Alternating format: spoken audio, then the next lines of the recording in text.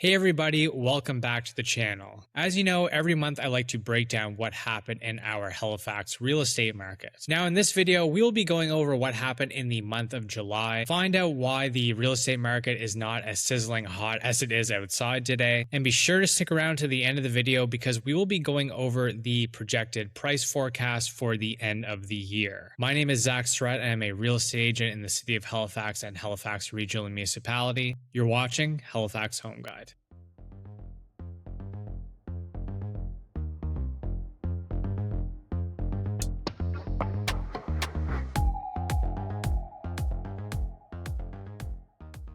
So we are going to start off with the total number of sales. For the month of July 2026, this came in at 465. Now this is down from 502 sales that would have happened within the same month last year. Total sales year to date, 2,731. So what about new listings that came on the market? This came in at 674. Now this is up slightly compared to the same month last year, which was 640, and down from 751 compared to last month. Total new listings that came on the market year to date, 4,409. That brings the new listings to sales ratio for so far in 2026 up to 62%. Average showings per listing. Well, if you feel like you're not getting as much activity as you hope for on your property, this might be an indication as to why. The average showings per listing in the past month came in at 4.5 showings, which is down from 5.2 compared to the same month last year and down from 4.6 compared to the previous month. So it continues to drop slightly month over month. Now on to the average sale price. Now there's a few different ways that I look at this stat specifically, and first would be the year over year average, taking into consideration the last 12 months of data. And secondly would be specifically just looking at the sold data from within that month.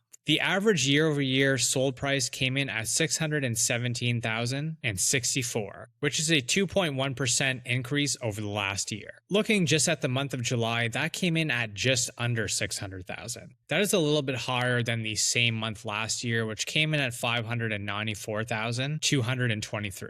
But it is down significantly compared to last month, which was $617,691. Now, over the last few years, we typically see a little bit of a drop in average sale price in July compared to the month of June, so it's not really anything unordinary. Now on to the average days on market. When looking at the year-over-year data, that came in at 40 days. Now, just for the month of July, that was less at 36 days, which is significantly better than what it was in the wintertime and January, which came in at 55. So average days on market continues to increase slowly. List to sale ratio. There hasn't really been a whole lot of change compared to what it was last month. It is currently sitting at around 98.5%, which is down by 1% compared to this time last year. So now let's take a look at the inventory, which is the amount of active listings currently on MLS. Well, as of August 4th, 2026, that came in at 1,574. Now, just to clarify, in the last video, I did mention that inventory had increased by 24%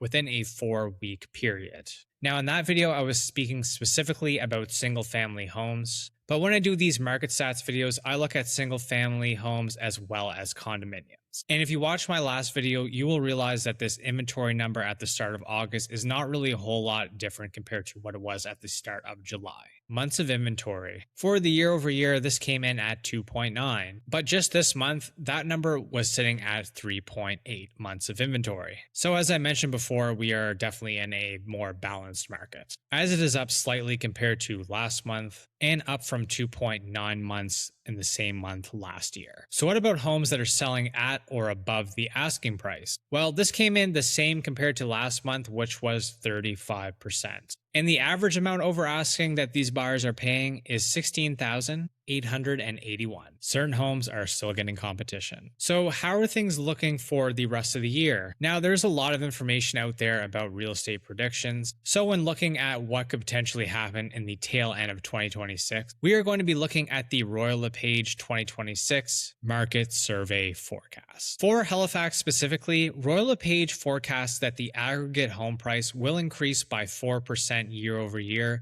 by Q4. There are several key local factors that will drive this expected price growth. The Halifax spring market experienced some delays due to the lingering winter weather, interprovincial transfer taxes, and economic caution. However, demand began to build again in late April and into May. They expected this deferred activity will pick up again and spill over into the late summer and early fall, with buyers who sat around earlier in the year coming into the market to compete. Secondly, local first-time homebuyers in Halifax remain the primary driving engine for our real estate market. Sustained local demand is steadily absorbing listings, which is putting moderate upward pressure on home prices. Another reason they mention is because there is a lot of competition on very high quality listings. While total new listings increase while heading into the summer, the desirable properties in Halifax and great neighborhoods continue to see some heavy competition, keeping price levels firm and pushing values higher into the second half of the year. And lastly, Halifax shows characteristics of what we call a mid-size or secondary market in Canada. Unlike major metropolitan areas such as Toronto and Vancouver, which saw extreme pandemic surges followed by a steep decline, we are behaving like other strong secondary markets within the country. It is experiencing steady, sustainable price gains, backed by local employment and steady population growth, rather than speculative volatility. Now that does it for today's video. If there's any other type of stat that you would like to see in my monthly market updates, feel free to leave a comment below. Don't forget to subscribe to the channel if you haven't already, and also if you are looking to make a move in Halifax, feel free to click the link in my description below where you can book a free no obligation 30-minute phone call with me. See you next time.